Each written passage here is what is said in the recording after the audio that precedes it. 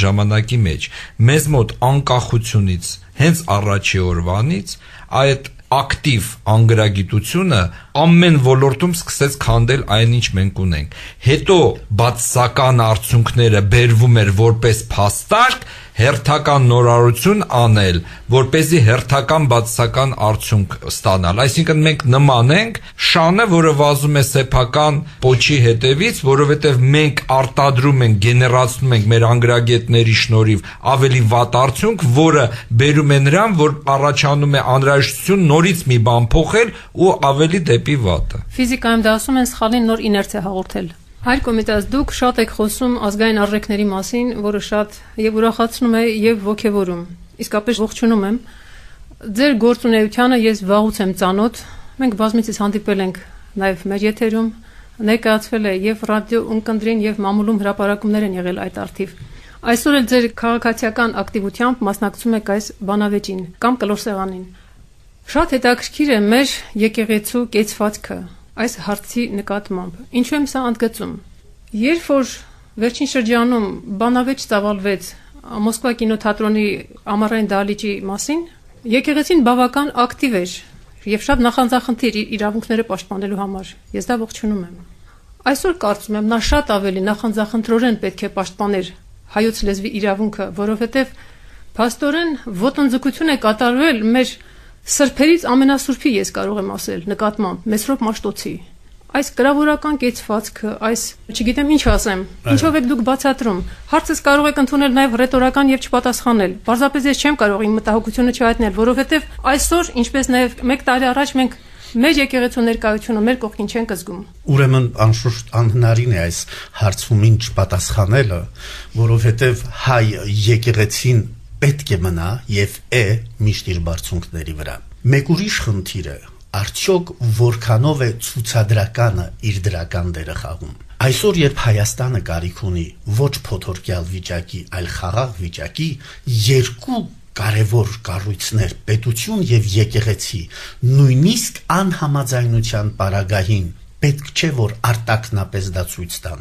եւ ես հավատացած եմ որ ամենայն հայոց կաթողիկոսը ինքը ներքին խոհանոցում այս խնդրին անդրադառնում է բայց չի ուզում բարձրաձայնել որպեսզի չստացվի այնպես որ պետություն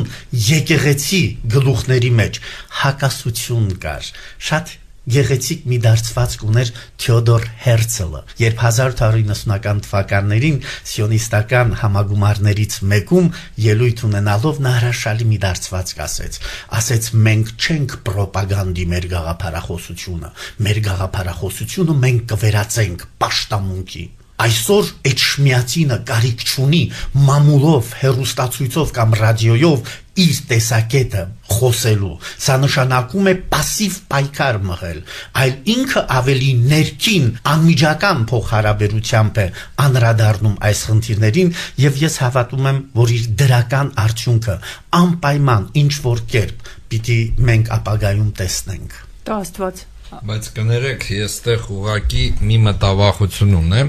ես բնավ չեմ վիճում հայր կոմիտասի հետ։ Կարող եք վիճել խնդրեմ։ Չէ, որովհետև սկզբունքորեն փորձում եմ հասկանալ ասածը, բայց մի վտանգ կա։ Հասարակ մարդը հասարակ հայ է։ Շատ պարզ եղանակներով է դասակարգում անում իր մտագործնեության մեջ։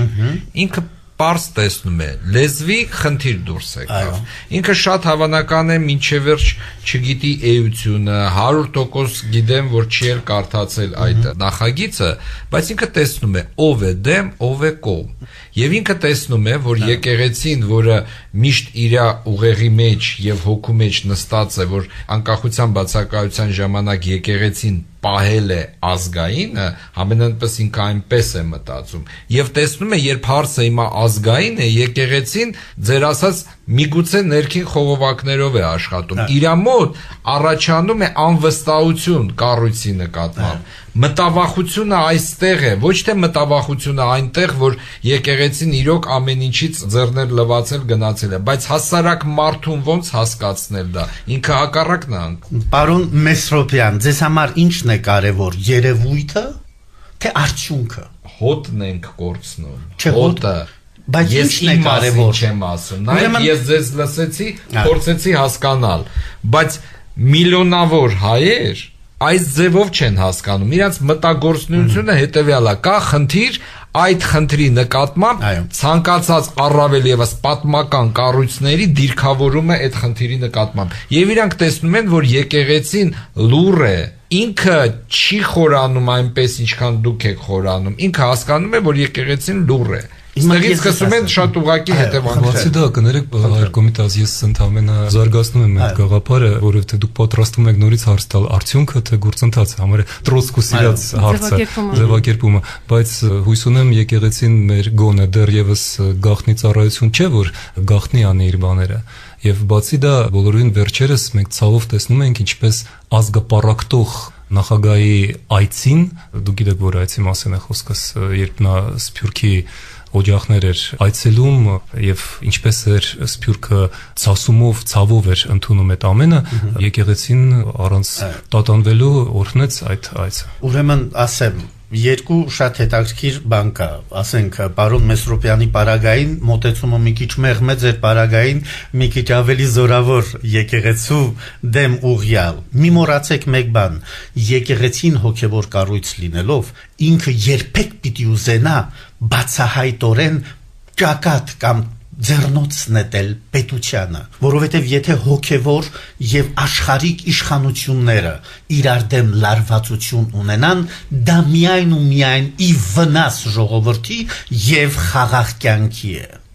Որքան ներդաշտակ լինի նրանց գործունեությունը, ժողովրդի աչքին գոնե, այնքան խաղաղություն ապահովված կլինի։ Եթե կաթողիկոսը բացահայտ սկսի ճակատ բացել կառավարության դեմ, սա նշանակում է ազգը երկփեղկել, երկուսի բաժանել, համախոհներ կաթողիկոսին եւ համախոհներ նախագահին կամ կառավարությանը։ Դրանից այսօր գոնե մենք, որ փոթորկված վիճակի մեջ ենք արտաքին կյանքում, ոչինչ կարող է մեր ներքին կյանքը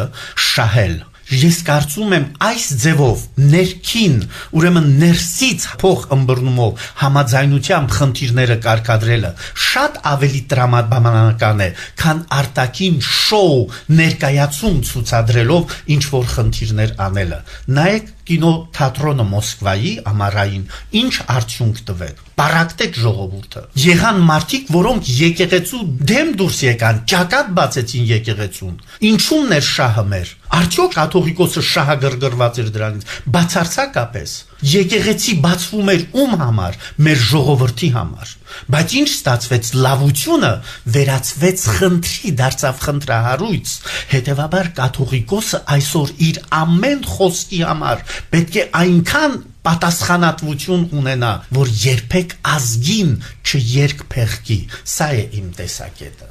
Անդրադառնանք դարձյալ մեր խնդրին, լեզվի եւ ինքնության հարցերին։ Լեզուն ազգային մշակույթի եւ ինքնության հիմքն է։ Լեզուն ազգային ինքնության անվտանգության տարածք է։ Հատուկ հիշատակելու եմ քաղաքական գործչի խոսք։ Հայաստանի առաջին հանրապետության վարչապետ Հովհաննես Քաջազնունին իր ազգ եւ հայրենիք աշխատության մեջ գրել է, մեջբերում եմ. ոչ ցեղը, ոչ պետությունը, ոչ տերիտորիան, ոչ կրոնը, ոչ կենցաղը եւ ոչ մի այլ հատկանիշ չի կարող բացատրել ու սահմանել ազգ երևույթը այնքան լրիվ, որքան լեզուն։ Մինչ այն աստիճանի, որ կարելի է առանց մեծ տատանումների նշել, որ ազգը իր 3/4-ով լեզու է, եւ որ լեզուն 3/4-ի չափով սպառնում է արդեն ազգ գաղափարի բովանդակությանը։ Ազգը կենթանի է իր լեզվով, ինչպես եւ լեզուն կենթանի է այնչափ միայն, որչափ կենթանի է ազգը։ Լեզվի մահը ազգի մահն է, ինչպես եւ ազգի մահը լեզվի մահն է։ Նույնիսկ ամենից ավելի կատարյալ, ամենից ավելի զինված ու տիրորեն հաստատված լեզուն անգամ չի կարող պահել իր գոյությունը, եթե զրկված է իր